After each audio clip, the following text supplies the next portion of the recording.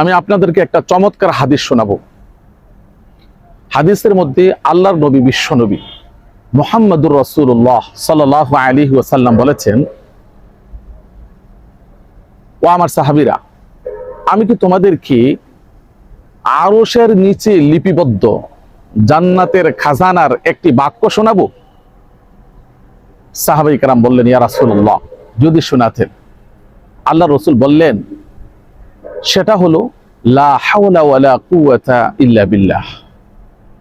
স্বয়ং আল্লাহ রাব্বুল আলামিন বলেন, যখন আমার কোনো বান্দা এই বাক্যটি পাঠ করে মনে হয় যেন সে সর্বাত্মকভাবে আমার কাছে আত্মসমর্পণ করলো। সুবহানাল্লাহ। এই জন্য বেশি বেশি করে আমরা পাঠ করব লা হাওলা ওয়ালা কুওয়াতা ইল্লা বিল্লাহ।